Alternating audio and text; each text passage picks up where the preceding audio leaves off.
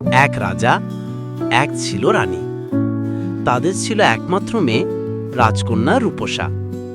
রাজকন্যা ছিল অতি সুন্দরী, কিন্তু একটু অভিমানী ও খামখেয়ালিও ছিল। তার প্রিয় খেলনা ছিল এক সোনার বল, যেটা সূর্যের আলোয় ঝলমল করত। প্রতিদিন বিকেলে রূপসা যেত রাজবাগানের পুকুরের ধারে।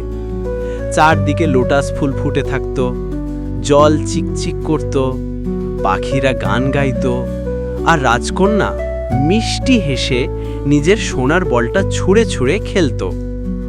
কিন্তু একদিন বলটা হঠাৎ হাত ফসকে ছপাত করে পুকুরের গভীরে পড়ে গেল। রূপসা ভয় পেয়ে কাঁদতে লাগলো। ও, আমার বলটা, আমার প্রিয় সোনার বলটা কে ফিরিয়ে দেবে এখন? ঠিক তখনই পুকুরে জল থেকে টপ টপ আওয়াজ করে ভেসে উঠল এক সবুজ ব্যাঙ। তার বড় বড় চোখ। ব্যাঙটা হাসতে হাসতে বলল, রাজকন্যে, কেন কাঁদছিস এত?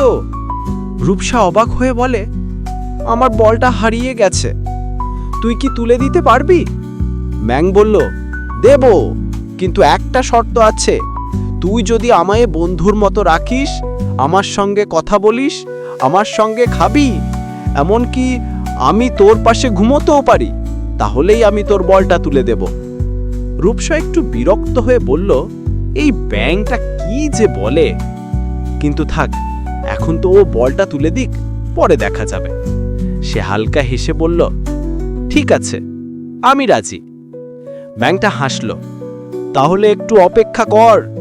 তারপর ঝপাঝপ করে ডুব দিল জলে। কিছুক্ষণ পর সে মুখে করে সোনার বলটা নিয়ে ফিরে এলো। রাজকন্যা খুশিতে লাফিয়ে উঠল, আহা, আমার বল! সে ব্যাঙটাকে না ধন্যবাদ দিয়েই দৌড়ে চলে গেল প্রাসাদে। সেই রাতে রাজপ্রাসাদে খাবার সময় মোমবাতির আলোয় খাবার খাচ্ছিল। হঠাৎ দরজায় ঠক ঠক ঠক ঠক। রাজা অবাক হয়ে জিজ্ঞেস করলেন, কে ওখানে? বাইর থেকে উত্তর এলো, আমি, সেই ব্যাঙ।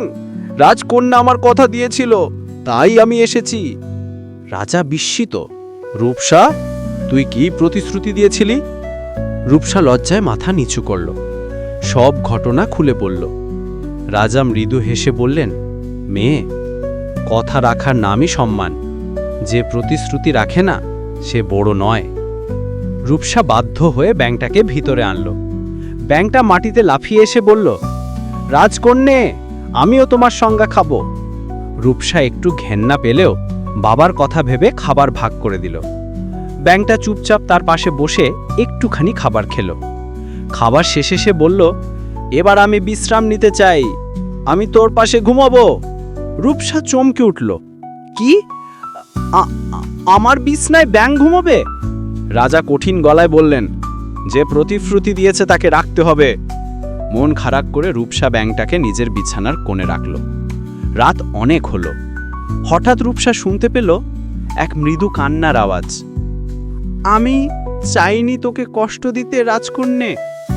রূপসা অবাক হয়ে দেখল ব্যাঙটা তার দিকে তাকিয়ে চোখের জল নিয়ে হাসছে।